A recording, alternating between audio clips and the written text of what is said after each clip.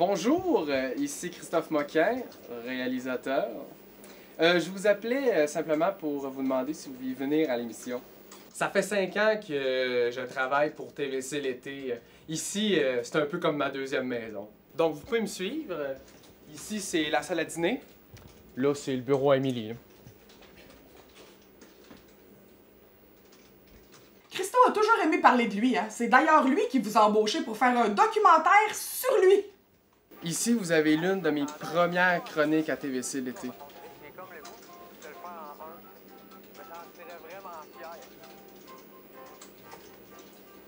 Beau souvenir, ça.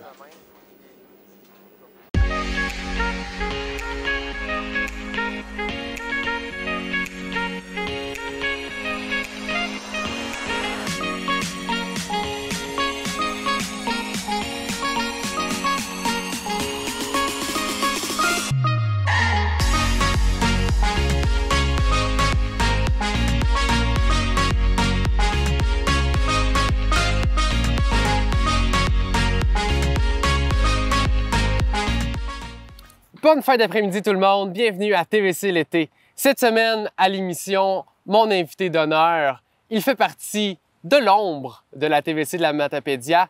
C'est le réalisateur, caméraman, monteur, il y a plusieurs cordes à son arc. Pascal Simard, bonjour. Bonjour. Ça va bien? Oui. Merci de venir à l'émission. C'est la première fois que tu viens parler de toi devant des Je Kodak. pense que oui. Ouais. Tu es entre autres réalisateur d'info.tvc. En ce moment, c'est pas mal ton gros projet sur lequel tu travailles. Ouais, c'est ce qui m'occupe année après année. Ouais. Donc, pour commencer, là, question générale pour apprendre à connaître ton métier. Là, en quoi ça consiste, la réalisation d'info.tvc? OK, bon, ben, c'est l'émission hebdomadaire, c'est l'émission d'information hebdomadaire de la semaine. Fait que c'est à chaque semaine, avec Marc qui réunit les informations. Il s'occupe, lui, du contenu. Moi, je m'occupe du contenant, d'emballer tout ça. Fait que il fait ses recherches puis tout pour trouver l'actualité puis ce qui se passe dans Matapédia à chaque semaine. Ouais, on reste à recevoir des feuilles pas Ouais, mal. c'est le fun, ça. Ouais!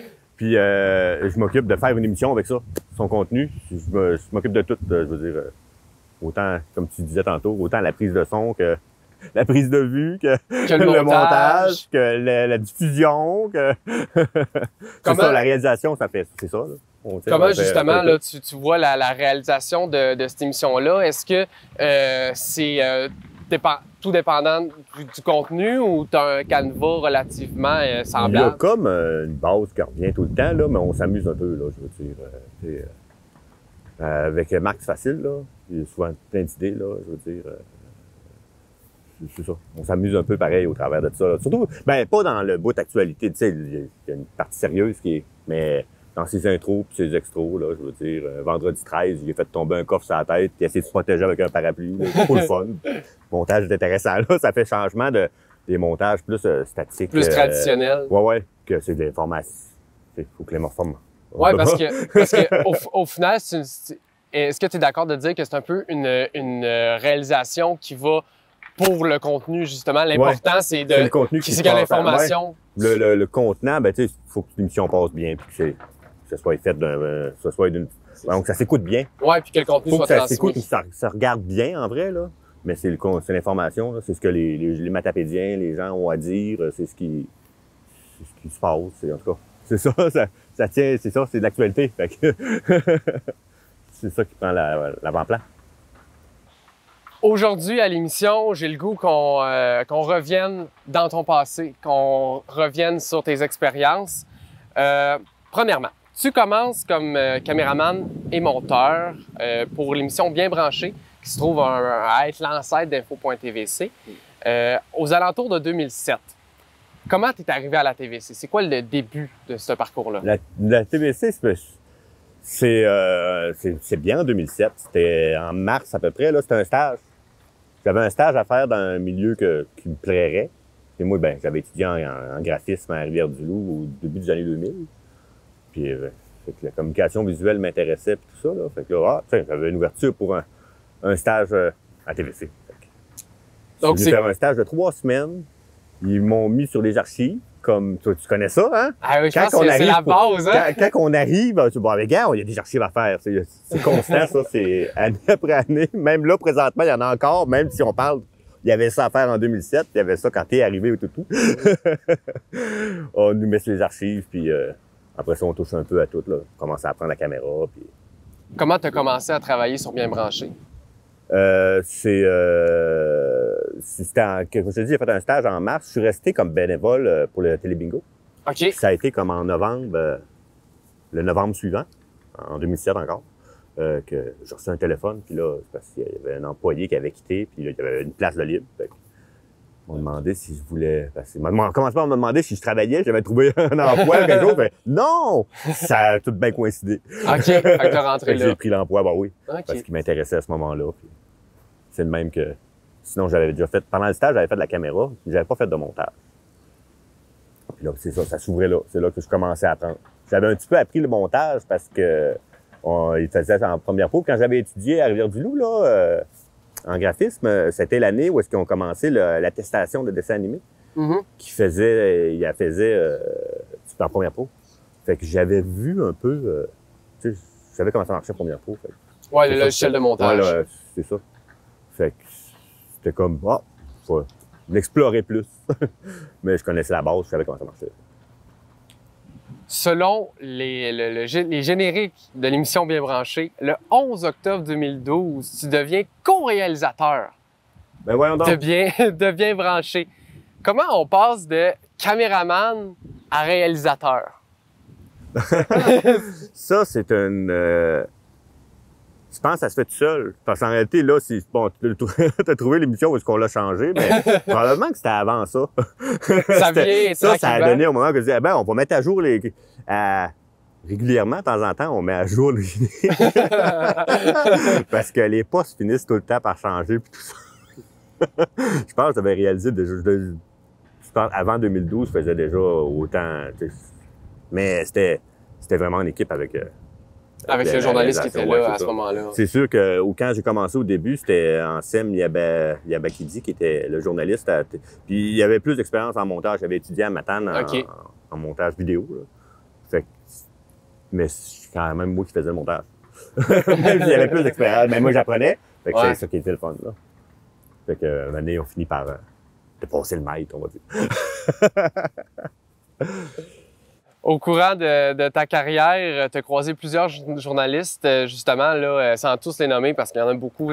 Francis Pelletier, Nathalie Roussel, Zoé Goutala, plus dernièrement, Marc Baudouin en ce moment. C'est une dizaine, on va dire. Oui, une bonne dizaine. Ouais. Comment adapter l'émission en fonction du journaliste? Parce que chaque journaliste arrive un peu avec son image, avec ses couleurs. Exactement. Au début, ça se fait bien. Ça dépend. Moi, je pense que l'attitude, je veux dire, parce que, tu sais, je collabore bien. J'ai appris à travailler en équipe aussi. Je comprends c'est quoi le travail en équipe. Puis, tu sais, je pense que ça se fait tout seul. Il faut avoir une ouverture, là, où, tu sais, il n'y a aucun que je pourrais dire que j'aimais plus ou moins qu'un autre. Ils travaillent tous différents. Ouais. Puis, c'est ça. Puis, des fois, c'est faire, quand quelqu'un nouveau arrive, c'est faire comprendre les réalités que, je veux dire, on est une équipe de 2 à faire une émission qui fait tous les semaines. Là. On n'est pas une équipe de 16 ou de 20. Là. Ouais, c'est ça. On n'est pas une grosse équipe comme on voit dans des génériques de d'autres émissions.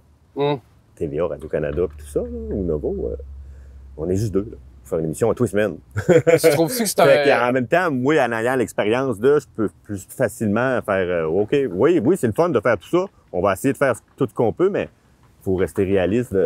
À tous les semaines, là, on recommence tout le temps. Là. Si un nouveau s'épuise après 3 semaines, là, parce qu'il y avait plein d'idées puis il a fait plein d'affaires, les 42 autres semaines après vont être dures. Oui, c'est ça, parce que je veux pas que ce soit Bien branché ou info.tvc. Ça reste un long marathon. Ouais. Puis vous êtes 2. Ouais. Est-ce que tu trouves que c'est un défi considérable, ça, de faire une émission d'1 heure par semaine à 2? Ben c'est le fun en réalité parce qu'on fait de l'idée jusqu'à la diffusion, l'émission. Là. C'est non, ça bouge. Mais moi, c'est le même. C'est pour ça que j'aime faire ça. Il faut que ça bouge. J'arrête jamais, là. Fait que, il y a ça qui est le fun de ça. C'est que c'est constant. Mais je vais dire, les semaines de 4 jours, quand il y a un congé férié, c'est eux autres qui font On va essayer de le planifier quelques semaines avant. C'est ça, quand c'est rendu que tu planifies ton congé férié 3-4 semaines avant. Parce que tu sais très bien que, dépendamment des événements, parce que ça change d'une semaine à l'autre, ça change dépendamment des événements qui arrivent. Il y a des semaines qui vont être un peu plus mollo. En revenant des fêtes, presque toutes les entrevues sont en studio, puis le montage se fait tout seul parce qu'on le fait en direct. Ouais. Comparativement à d'autres moments de l'année, comme là, c'est l'été, là, parce que les montages, il y a plein de choses à montrer, c'est beau dehors, puis c'est quelque chose d'autre, là. C'est moins évident, là, parce qu'entre autres, là, j'étais sur la réalisation de TV, la première année de TVC l'été, ouais. Puis on allait se promener un peu partout avec Zoé, là. Puis c'est ça, il y avait plein de belles affaires à montrer. On a fait plein de tournages qu'on n'a jamais diffusés. Parce que... Par manque de temps? Oui, de gestion de tout ce qu'on avait filmé. C'est rendu au montage, là, on a filmé plein d'affaires. Je me rappelle quand on était à Matapédia, puis tout, on a tourné beaucoup plus qu'on avait...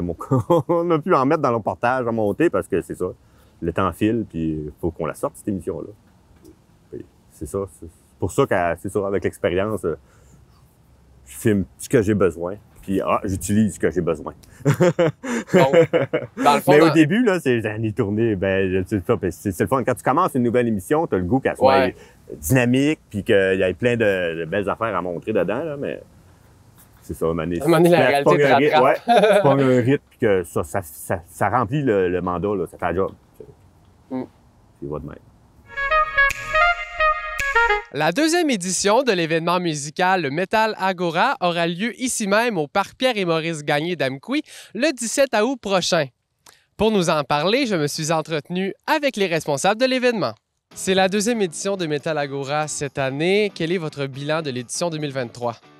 En 2023, on a eu 725 personnes qui ont été sur le site là, tout au long de la journée. Donc, on considère que pour notre premier événement, c'est un succès en soi. Là. On n'était pas connus, donc on espère d'avoir un minimum au moins la même chose cette année, sinon beaucoup plus.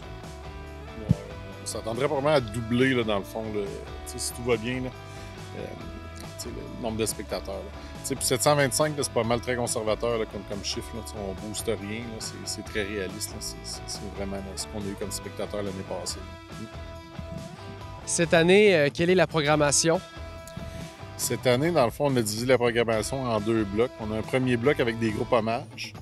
3 groupes hommages. On a Seal the Deal, hommage à Volbeat. On a Warface, hommage à Black Sabbath, Ozzy Osbourne. On a High Voltage, hommage à AC/DC. Ensuite, on tombe avec nos groupes originaux. On trouvait ça important que Metal Agora, ce soit pas juste un spectacle de groupe hommage, mais vraiment avec une scène de groupes originaux, parce qu'il y a tellement de bons stocks originaux, des bons groupes métal au Québec, on voulait en avoir. Fait qu'après nos groupes tribute, on tombe avec nos groupes originaux. On a Paradise, groupe de Montréal, un hard rock metal qui sonne pesant, stoner metal. Ensuite, on a Walk with Titans, un groupe power metal avec un petit gars d'ici qui est au drum, Nico Cyr. Ensuite, on y va avec Stadacone, un party folk metal, pirate metal, ça brasse. Ensuite, on y va avec Spirit of Rebellion, groupe death metal de Rimouski qui va brasser la cage du monde. Puis on finit ça avec un headliner qui ça fait 30 ans, 35 ans, qui run dans la scène métal du Québec, Anonymous. Comment se procurer des billets pour cet événement? Bien, présentement, vous pouvez aller sur Metal Agora, sur notre Facebook. Il y a un lien pour la billetterie en ligne. Il y a aussi les points de vente là, au Carrefour sportif ici à Amqui. Il y a Métronomie à Rimouski et Métronomie à Rivière-du-Loup qui ont des bracelets en vente. C'est la deuxième édition cette année, comme je l'ai dit. Est-ce qu'on peut s'attendre que ça devienne un événement récurrent annuel? Ah, bien sûr, nous autres, là, tant aussi longtemps qu'on va avoir d'énergie pour organiser ça, puis que les gens vont être au rendez-vous, c'est sûr qu'on va organiser un spectacle métal là, d'envergure. Moi, je me vois bien faire ça jusqu'à mes 65 ans. Là. Il me reste encore une vingtaine d'années, certains, pour organiser le Metal Agora. Après ça, on passera à POC à des jeunesses pour la suite. Là. Ah, puis notre but, c'est aussi éventuellement, si possible, avoir des groupes internationaux aussi qui viennent à notre show. Là. Donc, on n'est pas à bout. Si tout va bien, on veut se rendre là. Eh bien, je vous souhaite un bel événement Metal Agora le 17 août prochain, une belle température et un bel achalandage. Yeah. Merci. Bienvenue au podcast TVC l'été, 5 ans de souvenirs. On voulait faire quelque chose de différent, qui sortait de l'ordinaire. Je sais pourquoi je vais compter ça. J'ai pu créer un peu ce que j'avais envie. Parce que l'attend. de voir. Je sais même pas il s'en va où. OK. Là. C'est le fun de se rappeler de tout ça. Oui, hein? Ben oui, On là, vient comprendre le concept du show.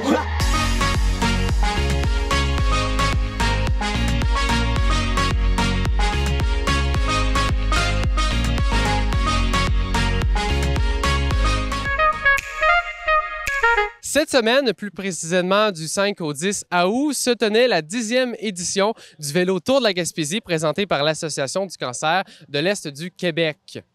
En ce 5 août, au moment où on tourne, c'est plus de 70 cyclistes qui se sont réunis ici à l'hôtel de ville d'Amqui pour leur pause dîner. En tout, ils avaient un objectif de don de 150 000 $ et au moment où on se parle, en ce 5 août, ils ont déjà amassé plus de 97 % de leur objectif, soit plus de 146 000 $. En tout, c'est une épreuve sportive de 6 jours pour un total de 915 km. Je me suis entretenu avec quelques personnes sur place.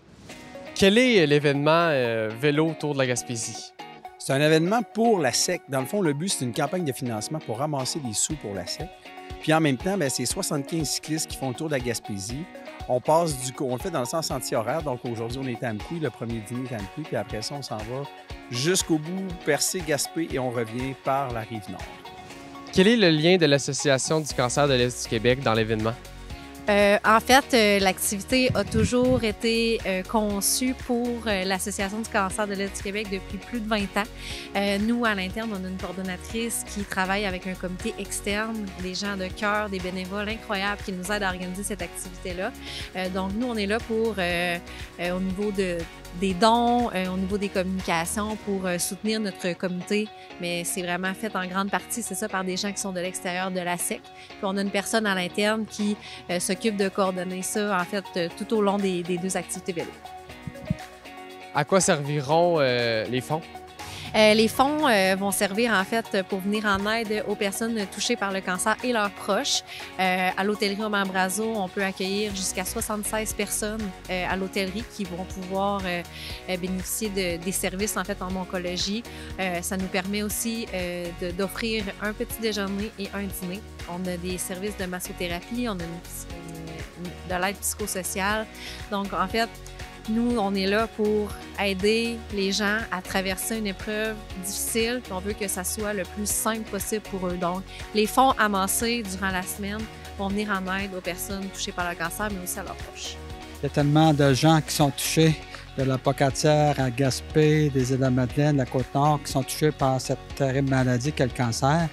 Et nous, à l'hôtellerie Ombrazo, on héberge des gens, effectivement, qui ont à lutter contre cette maladie, ce terrible cancer. Donc, c'est sûr qu'on fait ça pour cette cause, pour ramasser des fonds.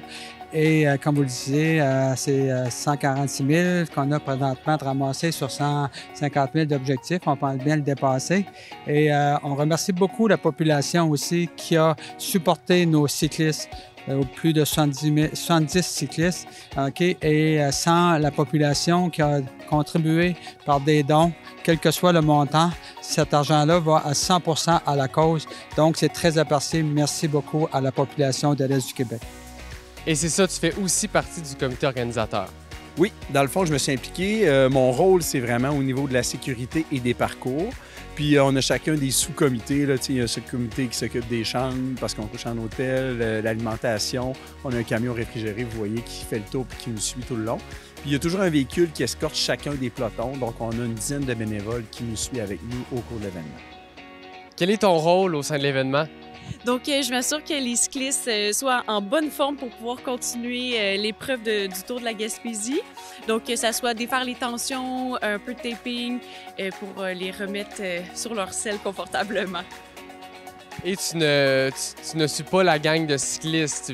Tu es ici même pour représenter la Matapédia. Oui, malheureusement, j'aurais vraiment aimé ça, mais non, je suis là avec les cliniques Sylvain Trudel à Amqui.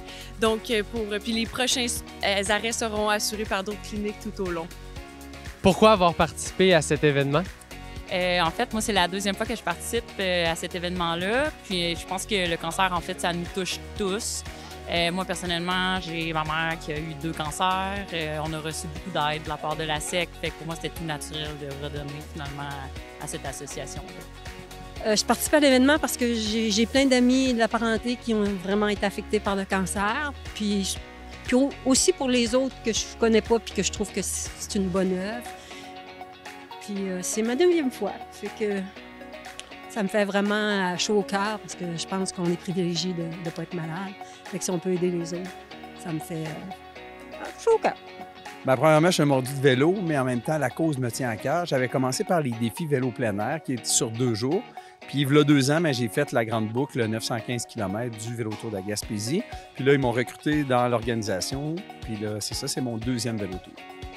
Ben moi, je suis une grande sportive dans la vie. C'est aussi mon travail. Mais aussi, je pense que la cause du cancer, c'est très, très, très important de sensibiliser, mais aussi d'amasser des sous. Fait que j'ai combiné ça ensemble, là, vraiment, là, pour aider à la cause en faisant le tour de la Gaspésie. Comment se préparer à cette épreuve sportive? Faut faire du millage. Parce que c'est pas si facile que ça, le vélo, là. On demandait entre 3 et 4 000, là. Fait que j'ai fait pas loin de 4 000. Fait que je pense que je suis prête. Mais même en pensant que j'étais prête, c'est quand même difficile. T'sais. Mais on a une belle équipe, là. Fait que faut faire du millage, puis pas se décourager, puis petit à petit, ça vient. C'est sûr que c'est important de se mettre des kilomètres dans les jambes, puis je pense que c'est d'en faire plusieurs sorties de suite aussi, parce qu'il ne faut pas oublier que c'est 6 jours. T'sais. Des fois, on fait des longues sorties sur une journée, ça va, mais le faire 6 jours de suite, c'est une autre histoire.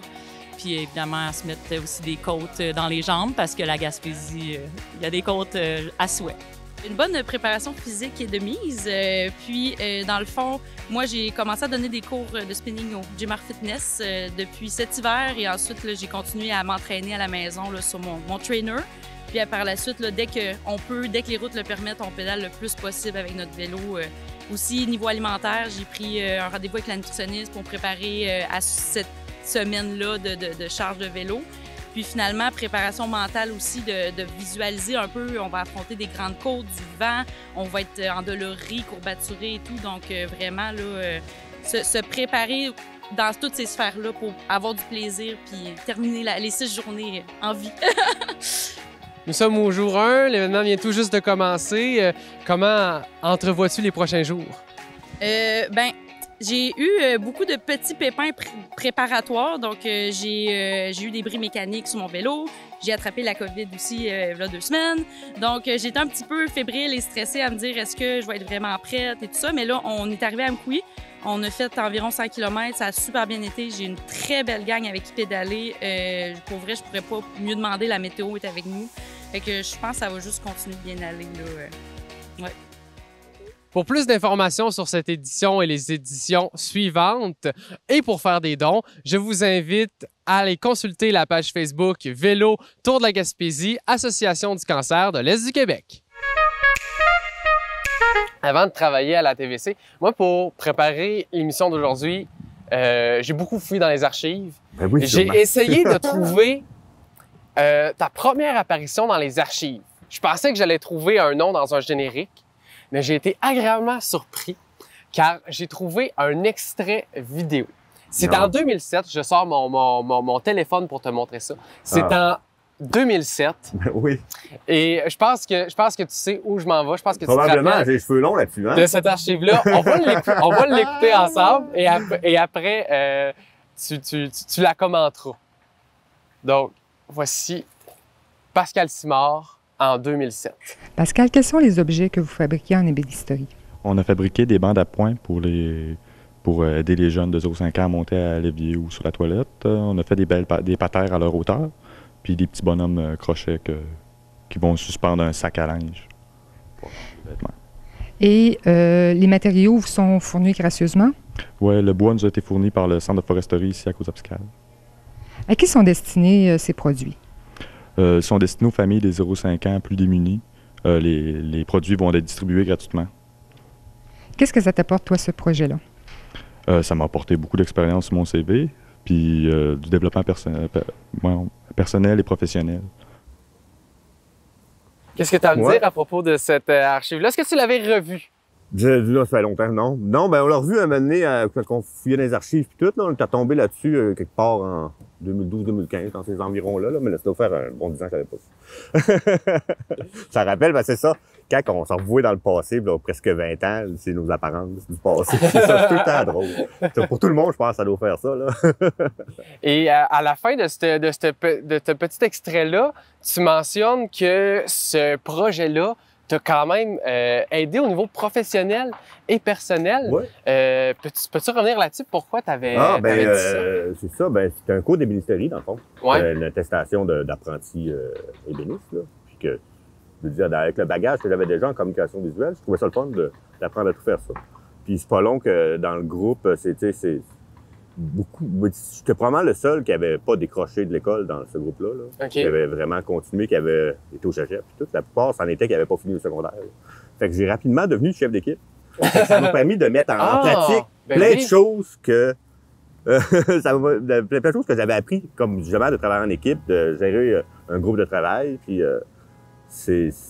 Non, ça a été très formateur, en vrai, c'est ça. Là. Parce qu'au final, un réalisateur, c'est un chef d'équipe. Oui, c'est ça. Ouais. Fait que même si c'est pas le même domaine, ça t'a quand même apporté un bagage. Mettre en pratique parce que c'est le fun de travailler en équipe à l'école, au cégep. Là, je veux dire, on fait des équipes de 3 puis on travaille en équipe. C'est pas pareil que d'être un groupe d'une vingtaine. Là. Puis que ça gère, puis qu'on donne un objectif le matin qu'il faut que tout ça soit fait avant la fin de la journée. Puis à la fin de la journée, tout ça c'est fait. C'est le fun. C'est ça. Puis ça a tombé par inadvertance. Au début, il avait élu quelqu'un d'autre comme chef d'équipe, mais vu que ça, comme par hasard, c'est comme naturel. Fait que je suis tombé chef d'équipe à un moment donné. Parce que c'est ce qu'il y avait à faire.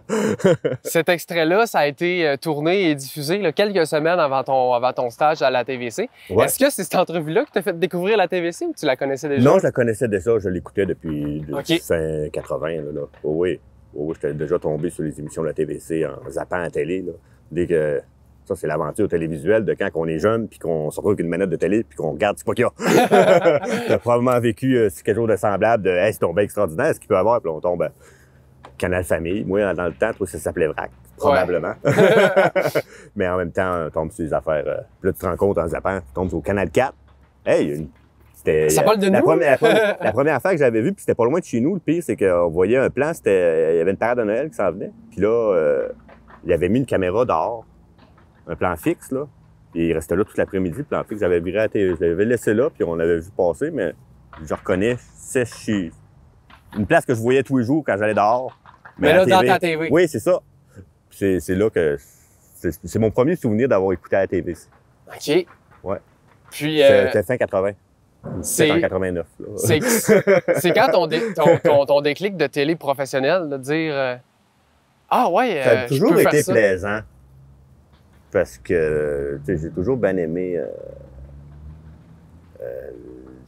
la télé, le monde, ouais, les émissions d'effets spéciaux à TV. Les Star Trek et compagnie. Non, il y avait une émission aussi quand j'étais dans les années 90 là, qui s'appelait La magie du cinéma, puis je trouvais ça le fun de les gens qui travaillaient sur des maquettes ou comment réaliser certains plans. Il y a juste des plans de 10 secondes là, qui peuvent avoir pris des semaines de préparation, là. Puis cette espèce de mécanique-là voyons, c'est des trucs ingénieux qui se faisaient. À ce temps, bon, tu fais à l'ordi, puis ça coûte beaucoup moins cher. Ça va des fois beaucoup plus vite, puis c'est réalité. Fallait que ça évolue, là, mais à l'époque, il y avait plein d'affaires bien ingénieuses qui se faisaient, là. C'était assez incroyable. Puis ça m'a toujours attiré d'un sens. Là, j'ai fini par aboutir en communication visuelle parce que quand j'étais au secondaire, là, je peux te dire, à partir de secondaire 2, là, je devais faire une bande dessinée par jour, puis je montrais ça aux autres élèves dans la classe. Ça. Puis je regardais le feedback. Je préparais quelque chose, je le montrais au monde, puis regarder le feedback de comment que... Dès secondaire, même au début du secondaire, pendant tout mon secondaire, c'est ça. Fait que là, à la fin du secondaire, j'ai fini par aller en graphisme, peut-être faire mais là, c'est rendu là-bas.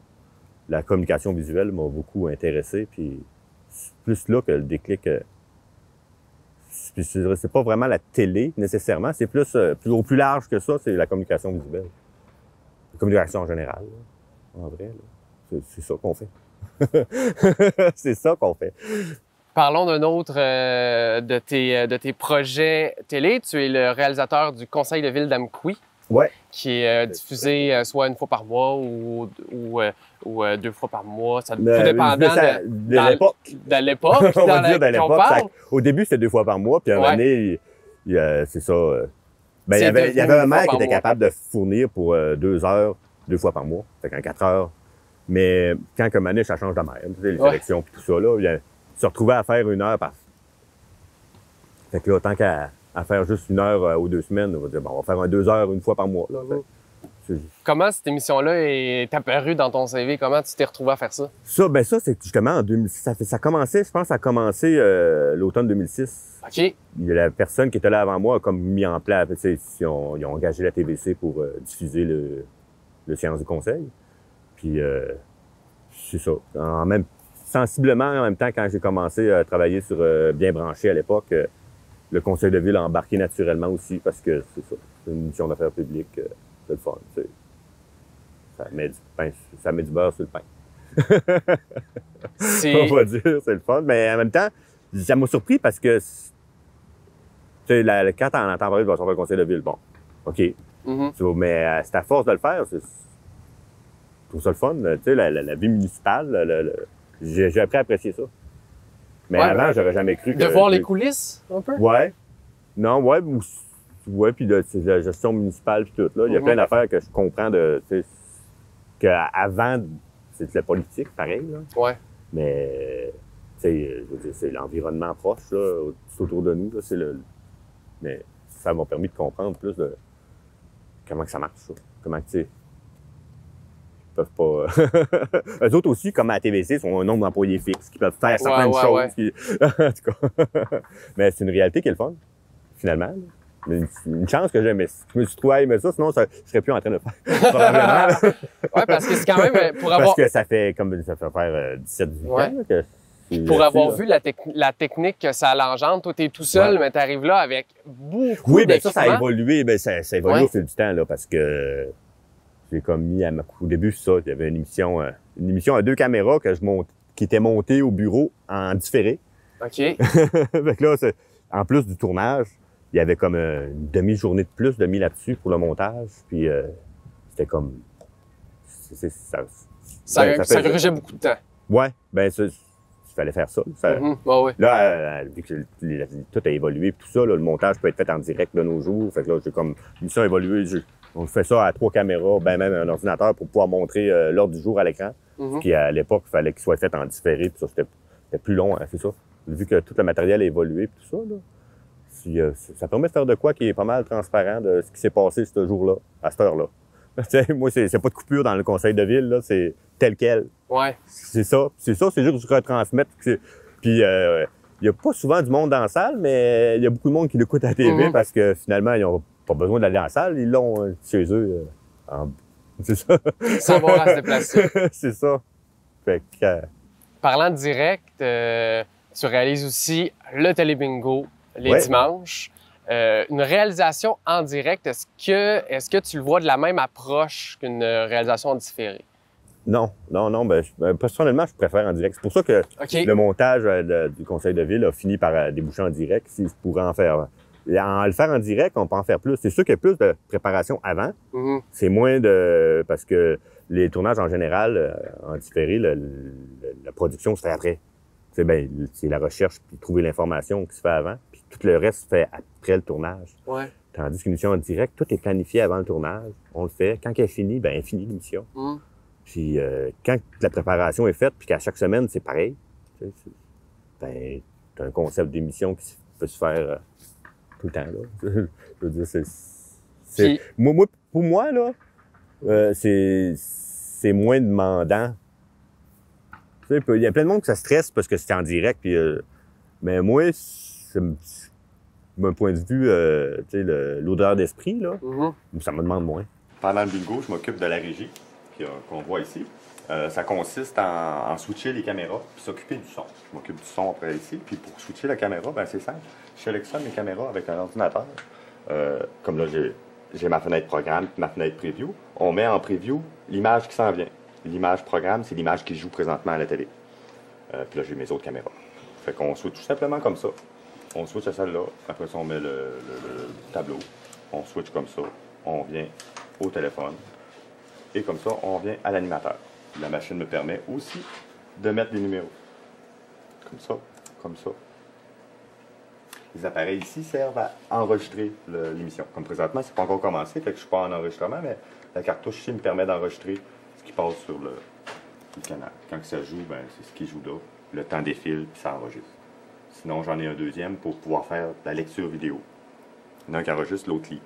Fait que ça me permet, je peux préparer des vidéos d'avance puis les envoyer pendant la présentation.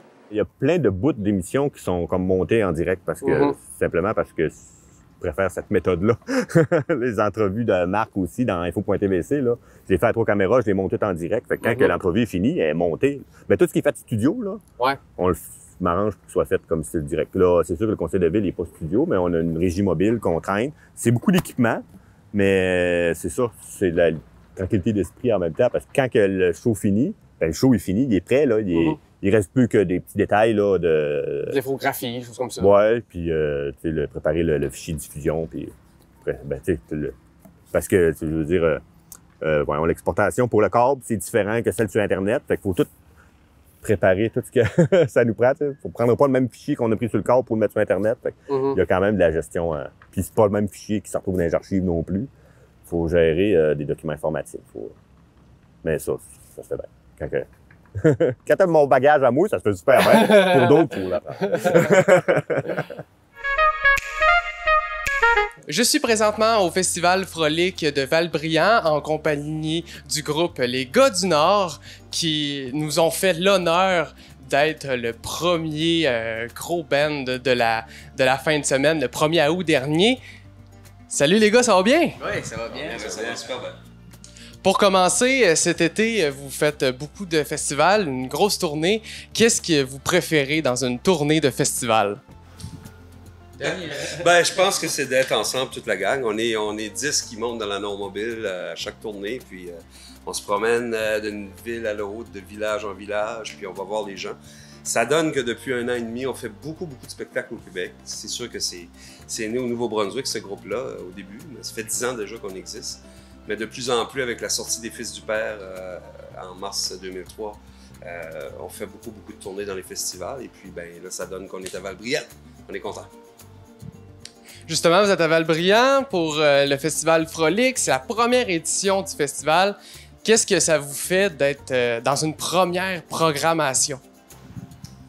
Ah ben c'est flatteur. Je pense que les organisateurs ont pensé à nous. Fait qu'on est bien contents d'ouvrir ça, ce festival-là. En plus que c'est un frolic, tu sais, c'est trippant d'avoir... de toutes les bands acadiens qu'on a pensé à nous autres pour ouvrir le premier frolic acadien au Québec, à Val-Brillant, c'est sûr que c'est flatteur, tu sais. Puis, tu sais, on s'en venait ici de tantôt, puis on voyait un petit peu les drapeaux acadiens partout. C'est tout le temps touchant pour nous autres de partir du Nouveau-Brunswick, puis d'arriver au Québec, puis de voir des drapeaux acadiens, de sentir que les Acadiens qui habitent au Québec sont autant fiers que nous autres, tu sais. Ça, c'est trippant, c'est magique. Ça fait que, à soir, on a hâte d'embarquer sur scène pour vivre des beaux moments avec eux autres, tu sais. Cette année, vous êtes nominé dans 7 catégories au prochain gala Country. Est-ce que vous chérissez cette reconnaissance des pairs et aussi du public? Absolument. Je veux dire, c'était une surprise pour toute la gang. Là. On était vraiment contents de recevoir toute cette... c'est une vague d'amour. On l'a vu vraiment sur nos réseaux sociaux. Le public, les gens qui ont partagé, qui ont été votés. Ça fait chaud au cœur de recevoir tout cet amour-là. Là, on est en début août. Vous venez de compléter votre mi-saison de festival estivaux. Quel est votre bilan? Ben, le bilan, c'est... je te dirais qu'on est encore en progression, les gars du Nord, comme au Québec. On est en train de conquérir des nouveaux territoires. Puis ça a commencé l'année passée, puis c'est comme un build-up cette année. On dirait que l'année passée, on avait quand même plusieurs, mais cette année, on a encore plus. On a rentré dans les salles. Ça fait que notre bilan de la dernière année, je te dirais, c'est au-delà de nos attentes. T'sais, on a sorti un premier album que nous autres, les gars du Nord, on a commencé. On faisait vraiment strictement un show au mois de décembre. C'était un show du temps des fêtes. On avait nos chansons du temps des fêtes aussi. C'était la première fois qu'on avait une demande aussi pour faire autre chose que des chansons du temps des fêtes. Puis c'était notre premier album dans un contexte totalement différent. Puis de sentir cet engouement-là, puis cette reconnaissance qui est venue avec les nominations au Gala Country, pour nous autres, ça, c'est une belle tape dans le dos. T'sais. Présentement, on est à l'écriture pour la continuité de ce projet-là. Puis avec tout cet appui-là, de sentir toute cette magie-là où ça s'en va, c'est vraiment trippant de sentir ça, cette band-là qui grandit puis qui est en train de prendre de l'expansion. C'est trippant de vivre ça. Eh bien, les gars du Nord, merci beaucoup pour votre temps, pour cette belle entrevue. Et je vous souhaite, bien entendu, un très beau spectacle ce soir. Merci. Bienvenue au podcast TVC l'été, 5 ans de souvenirs. On voulait faire quelque chose de différent, qui sortait de l'ordinaire. Je sais pourquoi je vais compter ça. Puis créer un peu ce que j'avais envie de voir. Je sais même pas si ça va où. OK. C'est le fun de se rappeler de tout ça. Oui, hein? Ben oui, là, on vient comprendre le concept du show.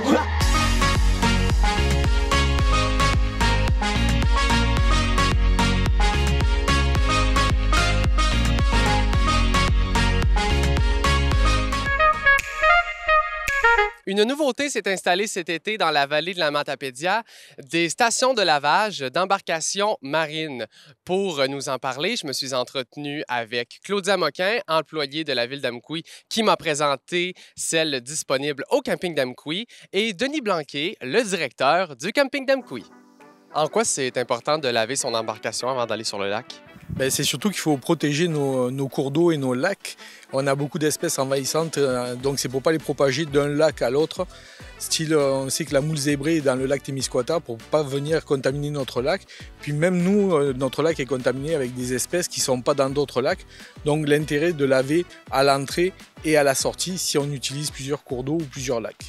Présentement avec Claudia Moquin, employée pour la ville d'Amqui, qui est aussi, vous l'avez vu l'année passée, ma petite sœur, mais aujourd'hui, t'es pas là pour me parler de musique, t'es là pour me présenter cette installation de lavage de bateau qui est disponible au camping d'Amqui depuis cet été. Donc, ben, je te laisse aller, comme si j'étais un client lambda. Explique-moi, là, c'est quoi la manœuvre? Comment ça fonctionne? OK. Ben, la première chose que je fais à chaque fois, c'est que je sors comme une fiche de questionnaire, okay. Un peu pour, c'est comme des recensements pour savoir comme qui est allé sur le lac, quand, pourquoi. OK, c'est bon.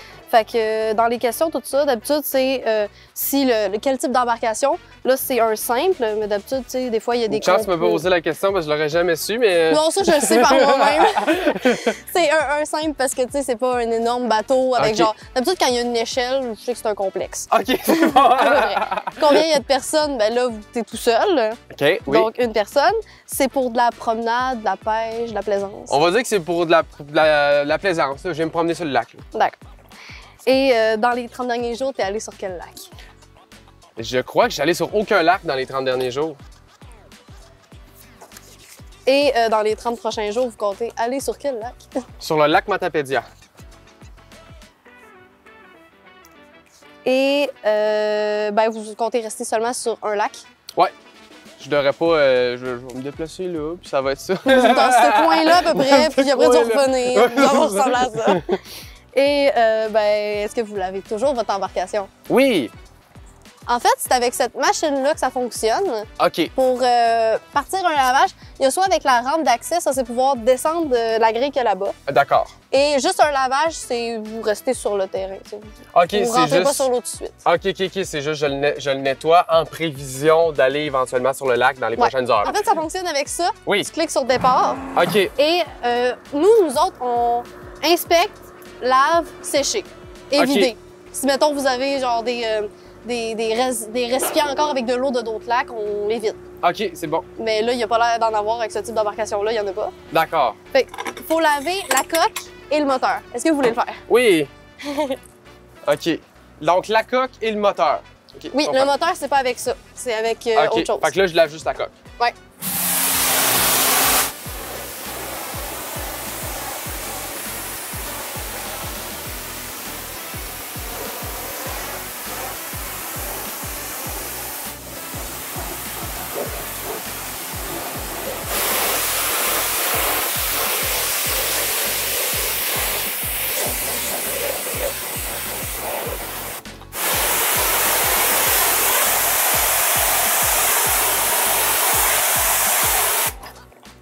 Fait que là, la deuxième étape, c'est laver le moteur. Oui. Mais ça, c'est un moteur extérieur. C'est tellement les moteurs les plus faciles à laver. OK. Fait que c'est avec ça. Et cette hose-là.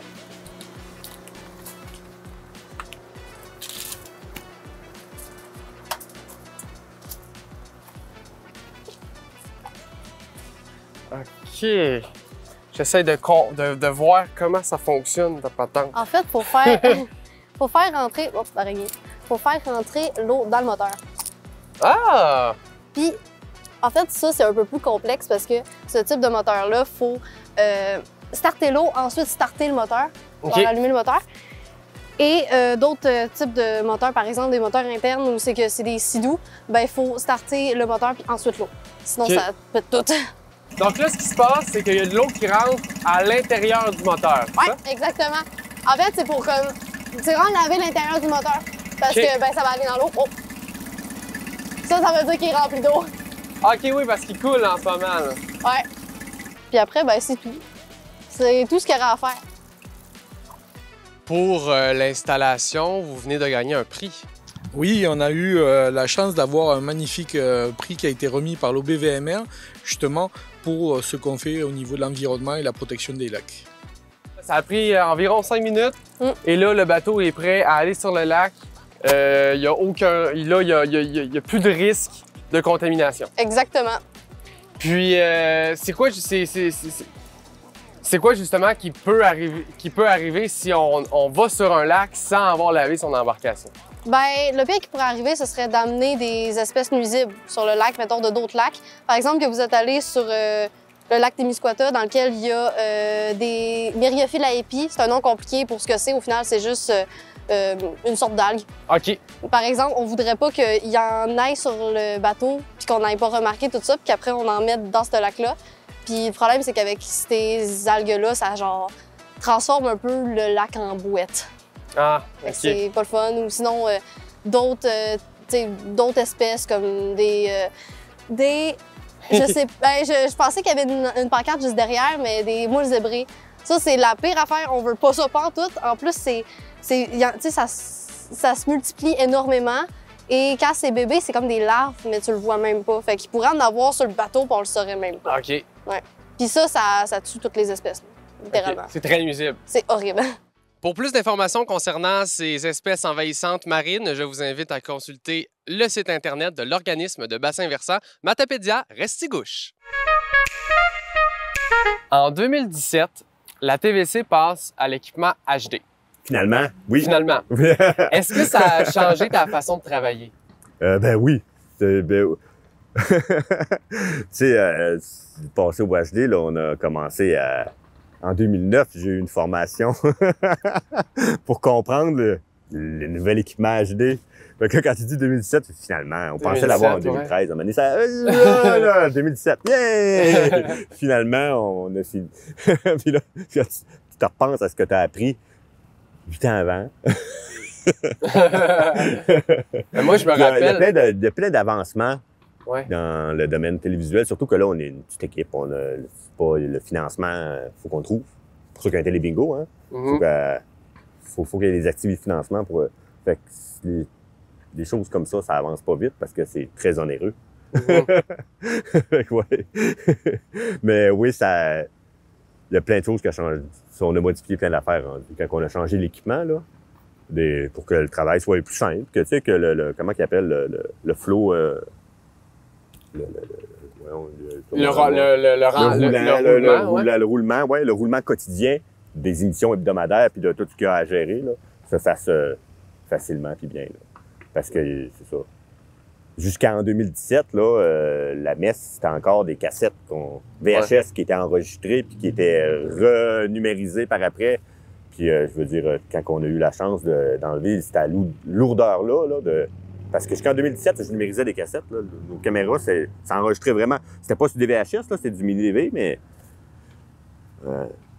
les 10 premières années que j'ai travaillé à TVC, là, on a géré avec des cassettes qu'il fallait numériser. Fait qu'il fallait gérer le temps. Pour le montage? Oui. Fait que là, si j'ai tourné pendant 2 heures, il faut que je numérise la cassette pendant 2 heures en temps réel. Fait que là, il faut que tu gères ton temps en fonction du fait que, là, quand ça a viré numérique, là, avec le HD, là, c'est le temps de copier sur une carte. Tu sais, t'as ça sur une carte SD ou un petit disque. le temps de transférer ça dans l'ordi, c'est pas pareil que numériser en temps réel. C'est une autre affaire, ça. Fait que, oui, ça a beaucoup changé, plein de méthodes. Là. On a plus de temps pour inventer des choses ou travailler le son. Parce que beaucoup au début, ça a été... C'est pas évident d'avoir une bonne prise de son, puis d'apprendre toutes les... Là, c'est pas pire. Puis quand on est dehors, ils vendent. Il y a plein de choses qui peuvent venir interférer dans la prise de son en studio. Ben là, on peut plus facilement gérer. Il y a un meilleur contrôle. Oui, c'est ça. On contrôle tout. Mais vu que ce qu'on fait beaucoup, c'est montrer tel quel ce qui se passe dans Matapédia. Fait qu'il faut faire avec. Si on fait une entrevue sur le bord du chemin, ben, il y a des camions qui vont passer, puis tout ça. Là. Fait qu'il faut comprendre le bon équipement que ça prend pour chaque affaire. Fait que ça nous a permis de mettre du temps là-dessus, de lousser les autres affaires. Ouais, oui, ça a beaucoup évolué, le HD. Là. Parce que tu dirais vraiment que le HD, c'est plus simple. Ça nous permettait, nous autres, de tomber complètement en numérique. Ouais. Puis ça a donné un gros coup. Là. Ça nous faisait comme avancer moderniser incroyable là, pour la TVC. Là. Parce qu'avant, comme je te dis, c'est le fun. Là. Tourner un beau show de 2 heures sur des cassettes. Surtout si tu l'as fait à 3 caméras. Tu as 3 cassettes de 2 heures. Là. Fait que c'est 6 heures de temps d'encodage avant de l'avoir dans l'ordi puis pouvoir commencer le montage. Là. Fait qu'il faut que tu gères ton temps en fonction de faire quelque chose pendant ce temps-là. Ouais. Fait que c'est une chose que tu n'as plus à faire. Oui, la gestion du temps était différente. Oui. Puis c'est ça. Quoi que tu vas le comprendre depuis la réalisation, c'est une gestion du temps. Ouais. C'est ça. Puis c'est souvent c'est notre gestion du temps, puis c'est parfois celle des autres, dépendamment des équipes qu'on a. Des invités. Ouais. Puis... Ouais. On se rapproche de la fin de l'entrevue. J'aimerais terminer par de la nostalgie. Oui. Jusqu'à présent, à la TVC, c'est quoi tes beaux souvenirs de projets, de tournage, de coulisses? Oui, ben il y a plein d'affaires. Ben, la plupart des bouts les plus amusants puis vraiment le fun, là, ont rapport avec notre activité de financement annuel qui s'appelait avant le vin fromage, qui est maintenant Bye Bye, dans lequel, là, on lâchait notre fou puis on faisait un peu tout, là. Mais au début, quand je suis arrivé en 2007, j'étais comme un peu le technicien des effets spéciaux de ces trucs-là. OK. C'était moi quand il y avait de quoi, bon, il y avait un tournage qui était fait, puis je veux dire, ça va être possible de faire cet effet-là dessus, là, faire voler une telle personne ou d'un air, ou oui, si c'est préparé de même. Dans une justement, parce que période j'avais ce bagage-là, c'était le fun. Oui. C'est différent, là. Ben ouais. Mais c'est ça. Mais non, ça, c'est le fun. J'ai des beaux souvenirs de ça. Il y a aussi l'époque du début, comme je me rappelle, par 2-3 fois, là, avant 2010, là, il y avait les salons d'électronique. À cette heure, ça existe jamais plus. Je sais même pas de ce que c'est. Vraiment, j'entends ça de ma vie. Des places à la ville, au centre des congrès à Montréal, là, où est-ce qu'il y avait plein de compagnies d'équipements. On avait, tu sais, je veux dire, comme j'avais une formation HD, à la fois que j'avais été là, il y avait eu un gros salon de Solotech où est-ce qu'il y avait plein de trucs. On avait essayé la première fois, elle avait la télé 3D de Sony qui était là, ou des écrans tactiles que tu pouvais mettre sur le côté puis peinturer à la gravité de web. Tu sais, j'ai des beaux souvenirs de... Mais ça, c'est une affaire du passé qui n'existe plus. C'est comme les salons de jeux vidéo qu'il y avait à l'époque. Puis de nos jours, il n'y a plus ça. Là. Il y a des directs diffusés sur le web. Ça fait un job, mais ça a évolué. J'ai des beaux souvenirs de ces événements-là. Il y avait une fois justement aussi parce que quand on faisait une sortie comme ça, on la faisait pas pour rien. Là, j'étais allé, tu sais, il y avait des... pas qu'on allait contester, c'est plus qu'on allait revendiquer au CRTC. J'étais allé visiter à Gatineau, Ottawa, là, les bureaux de CRTC. L'espèce de régie incroyable qu'il y avait là-bas, là, à l'époque. Puis ça, j'ai un beau souvenir d'avoir visité. Parce que je me rappelle, on avait arrêté à Limoilou, au Cégep, pour voir le tout nouveau, la salle de cours. C'était nouveau, ils venaient juste de l'installer. Mais même, il y avait encore des fils pas déballés quand on dit, c'était parce que là, ils donnaient des cours en télévision là-bas. Là. Il y avait c'était tout beau nouveau. Moi, quand j'étais au Cégep, là, je vais te dire, en finissant, j'ai comme vu une transition. C'est probablement pour ça que j'ai comme un bagage qui m'aide à m'adapter à chaque changement. Là. J'ai vécu la première année que j'étais au Cégep en graphisme, là, il n'y avait pas d'ordinateur. Tout était fait à main, là, au crayon feutre. J'ai fait de la sculpture en addition avec du plâtre. Puis j'en ai fait aussi en soustraction en enlevant des morceaux, là, en création visuelle 3D. Puis, dans l'été, en 2 sessions, là, ils ont tout passé au numérique. OK. Fait que tu reviens en septembre, c'est genre, tout ce que vous avez appris, on va faire autre chose. Oui, ce qu'il y avait juste moi qui avait appris ici à Polyvalente, en là, à faire de la photographie argentique en trempant dans les acides pour développer nos photos, ben, l'année d'après, c'était tout un numérique, là. Tu passais, encore avec des négatifs, mais tu scannais au lieu des éclairer en les projetant, là. Tu sais, j'ai vu cette transition-là. Puis je pense que c'est un bagage scolaire que j'ai eu qui m'aide à justement passer à tous les changements qui arrivent. Peut-être pour ça que ça perdure. Pour moi, ça va bien perdurer à TVC, là. Puis j'imagine qu'il va encore en avoir d'autres, des changements. Ça évolue, ce domaine-là. Là, on est en transition, que les gens écoutent moins. Le câble est en train de... Ben, c'est pour ça qu'on est plus sur Internet, puis on essaie de rejoindre le monde où est-ce qu'ils sont, là. Toutes les habitudes de consommation de documents vidéo, ça a complètement changé dans les dernières années. Puis ça va continuer de changer. Est-ce que tu, comme réalisateur, est-ce pas nécessairement quelque chose qui te tracasse, mais est-ce que quand tu réalises des trucs, tu penses à ça, le public est plus où ce qu'il était là 6 ans, mettons? Ouais, ça dépend.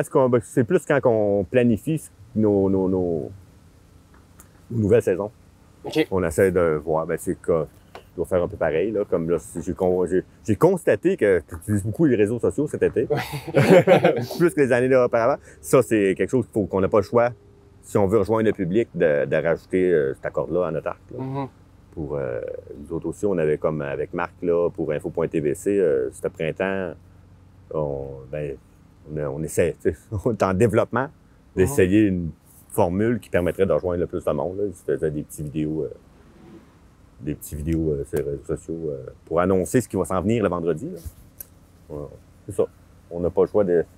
Puis ça, c'était dans le but de cette année, là, la prochaine saison qui s'en vient, pour utiliser plus les réseaux sociaux pour vendre l'information qu'on a pour qu'elle rejoigne le monde. Là. C'est ça. Le but, c'est trouver des nouveaux canaux pour rejoindre le public. Le public qui est différent déjà, il y a pas un public cible précis, là, c'est à large, là, ce qu'on a à faire. Là. Ton but, c'est qu'on n'a pas de code d'écoute, on ne sait pas c'est qui... On a une bonne idée de c'est qui nous écoute parce que les gens nous en parlent quand on... Fait qu'on sait personnellement, personne à personne, mais en général, là, j'imagine que c'est les jeunes adultes un peu. Tout à l'heure, mais c'est quand même vu par les personnes âgées dans les maisons de retraite. Là. Le bingo, on finit par savoir un peu qui s'intéresse. Là. Le conseil de ville aussi s'intéresse à un autre public. Oui, c'est ça. Ceux qui s'intéressent à la vie municipale puis ce qui se passe dans les municipalités. Il y en a qui sont pas dans leur intérêt pantoute. Mais on a peut-être autre chose. Quoi que la possibilité de gagner quelque chose au bingo, par exemple, ça c'est on essaie de voir, puis là, on essaie de voir pour justement que le bingo soit plus bloqué au câble. Si on peut réussir à faire de quoi pour... parce que c'est ça, c'est une demande qui me fait souvent... Tu sais, le monde me connaît, là, à peu près tout le temps, là, quand je me suis à la télé, parce que le monde sait que je travaille, puis ça demande, tu moyen, moi, j'étais avec TELUS, peux-tu écouter le... Est-ce que vous allez mettre le bingo sur Facebook ou, tu sais, je veux dire, il faut que je leur explique que les lois ne nous permettent pas de faire ça. Ouais, c'est ça. On a déjà, techniquement, on a fait des tests puis tout, mais les lois ne nous permettent pas de le faire. Donc, Pascal Cibard, merci beaucoup d'être venu à l'émission. Donc là, info.tvc revient cet automne. Tu es toujours à la barre de la réalisation. Et comme Marc nous disait en mi-saison, là, il y a quelques petits changements là, pour cette saison-ci, comme d'habitude. Donc, ça sera à voir là, dès septembre dans info.tvc à la TVC de la Matapédia. Merci encore d'être venu à l'émission. Ben, merci de m'avoir invité. Là. C'était, comme tu disais au début, là, c'est une des premières fois que je parle de ce que je fais. Fait que merci. Et voilà, c'est ce qui complète l'émission d'aujourd'hui. Merci d'avoir encore été des nôtres cette semaine. Pour voir ou revoir l'émission, ça se passe sur notre chaîne YouTube. Pour suivre l'actualité de l'émission et de la Matapédia, je vous invite à vous abonner à notre infolettre. Et nous, on se voit la semaine prochaine pour la dernière de TVC l'été. L'émission, ça se passe sur notre chaîne YouTube, mais... Ah, je vais la reprendre, j'ai pas mis ça. Cette année, vous êtes nominé De l'eau. Oui. Pour... c'est ça, c'est que c'est une longue intro qui est tough. J'ai plein de trucs à dire. J'ai juste des mots-clés, tout dans le désordre. OK.